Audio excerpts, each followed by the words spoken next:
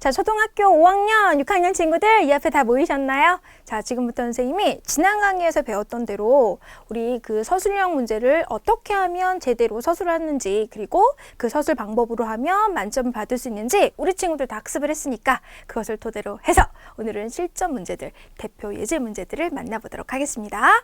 자, 그렇다면 첫 번째 문제부터 만나볼게요. 자, 서술형 문제풀이는 어떻게 하면 될까요? 라고 했습니다. 자, 먼저 1번 문제. 다음에 숫자 카드 3장을 이용하여 만들 수 있는 가장 큰 대분수에서 2와 5분의 1을 빼면 얼마인지 풀이 과정을 쓰고 답을 구해보세요 라고 했습니다. 자, 이 문제는요, 5점짜리 문제입니다.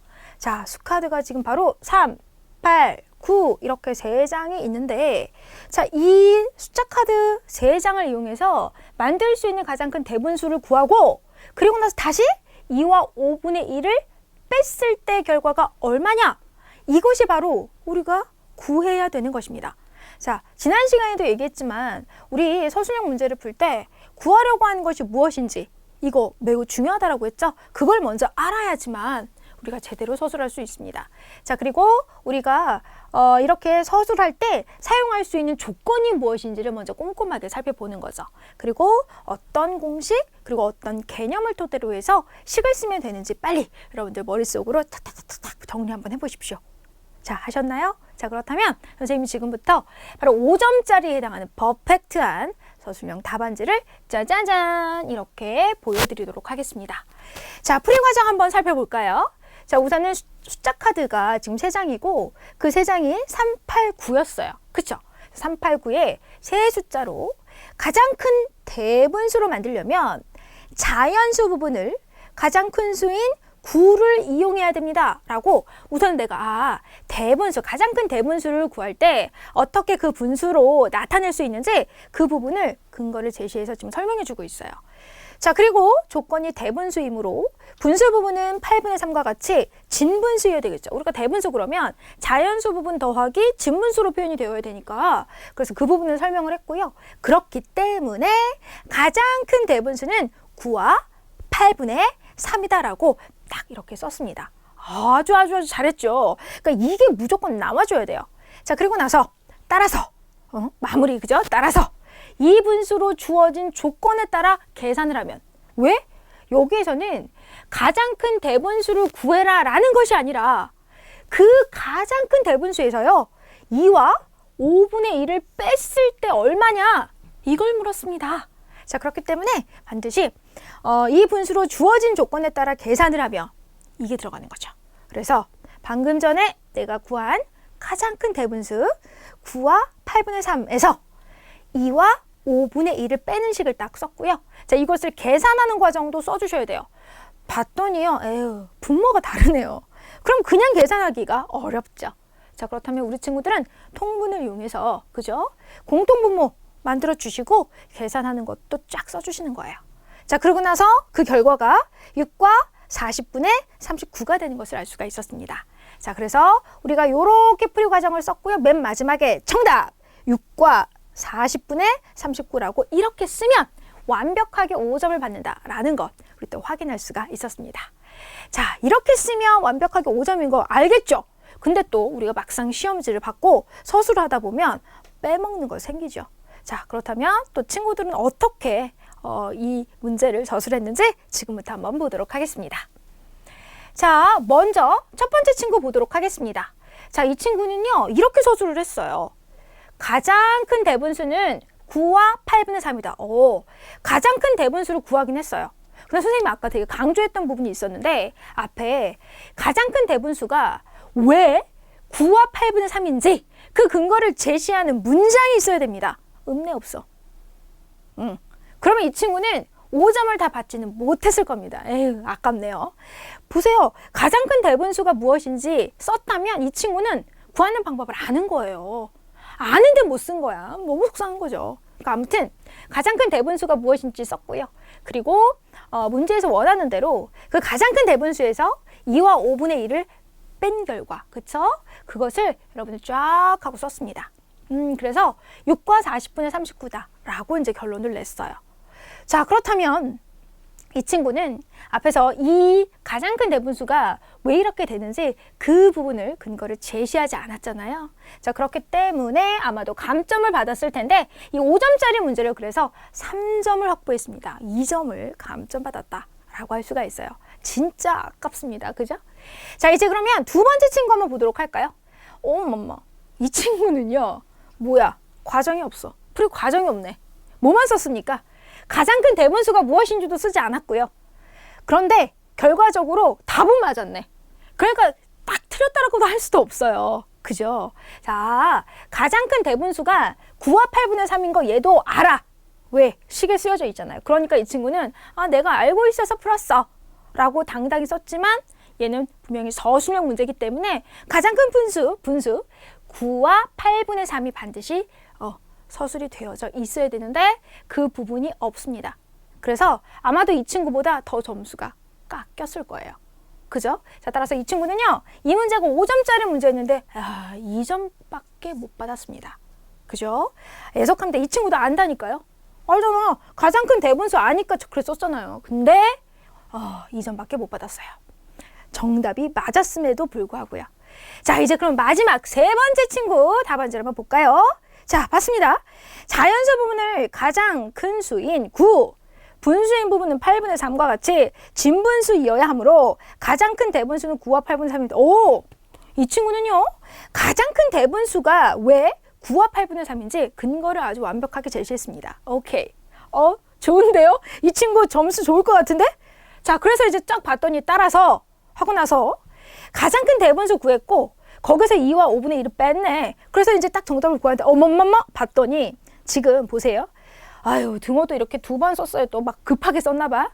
한 번 더 썼고 그리고 이 친구들은 지금 맨 끝에 다 대분수로 정답을 구했잖아요. 근데 이 친구는 그냥 바로 쭉쭉쭉 가분수로 바꾸어서 계산을 했습니다. 여러분 가분수로 바꾸어서 계산을 해도 되긴 돼요. 근데 맨 마지막에 이 답을 쓸 때는 반드시 뭐로 바꾸셔야 됩니까? 대분수로 바꾸셔야 돼요. 초등과정에서는요. 가분수를 대분수로 고치지 않으면 점수 감점됩니다.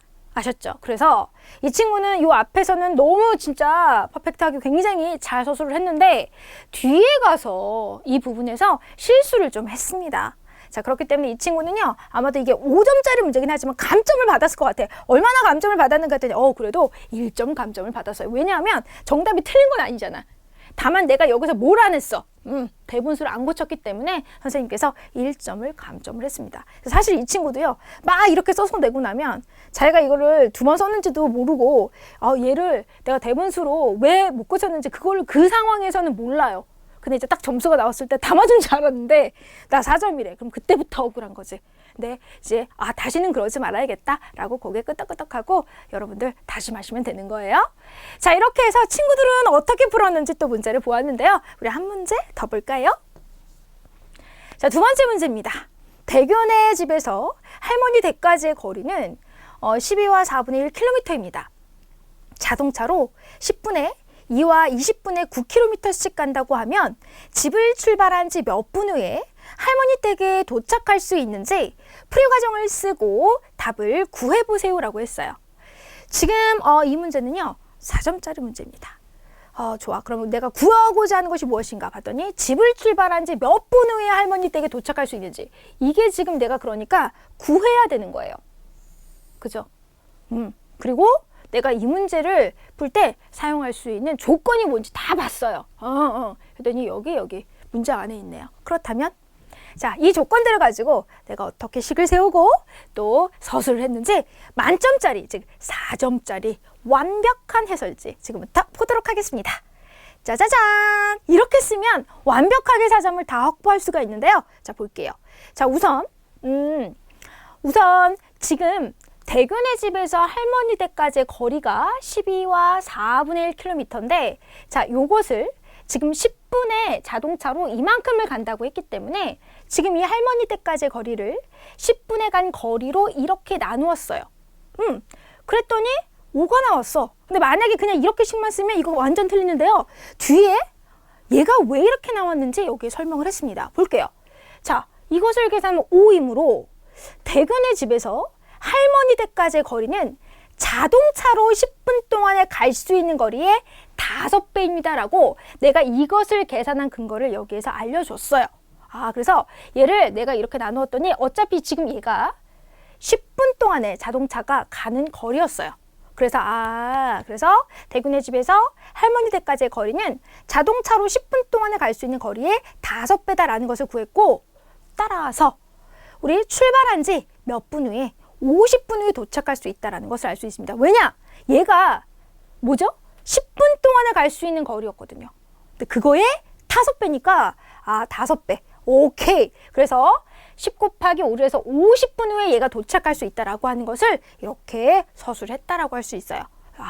이게요, 약간 좀 난이도가 있어 보이는 문제긴 하죠. 그래서 우리 친구는 이런 식으로 해서 이제 또 풀이를 썼는데, 이것이 그래서 완벽하게 4점짜리의 해답지다, 답안지다 라고 할 수가 있다라는 거죠. 그래서 50분 후라고 정답을 썼더니 선생님께서 4점을 모두 주셨습니다. 자, 그렇다면 다른 친구들은 어떻게 썼을까요? 한번 볼까요?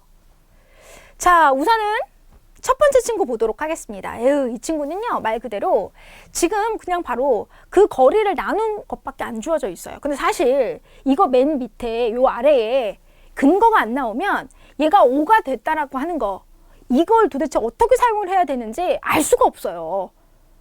근데 얘를 또 다 틀렸다고 하기에도 조금 안타까워. 그래서 아주 조금 점수를 착하신 선생님께서 주신 거죠. 그래서 좋아, 그럼 너 그래도 요식 하나는 썼으니까 선생님이 이거 4점짜리 문제지만 1점 줄게. 그래서 완전히 틀릴 수 있었으나 이 부분에서 이 친구는 1점을 확보했습니다. 근데 이 친구는 그닥 아주 슬퍼할 필요는 없을 것 같아요. 사실 점수 못 받을 수도 있었는데 그래도 친절한 선생님께서 이렇게 점수를 챙겨주셨어요. 자, 이제 두 번째 친구를 또 한번 보도록 하겠습니다. 자, 집에서 할머니 댁까지의 거리, 그죠? 그 거리는 바로 지금 12와 4분의 1 나누기 2와 20분의 9는 해갖고 5배이다. 이렇게만 썼어요. 근데 뭐에 5배인데요? 뭐에? 선생님이 아까도 앞에서 말했지만 10분, 그게 되게 중요해요. 그렇잖아요. 이게 자동차가 10분 동안에 간 거리이기 때문에. 그게 없잖아. 그게 5배다. 그래놓고 나서 그냥 따라서 출발한 지 50분에 도착한다 라고만 썼기 때문에 왠지 이 친구는 잘 쓴 것 같기도 하지만 중요한 내용이 들어가 있지 않습니다.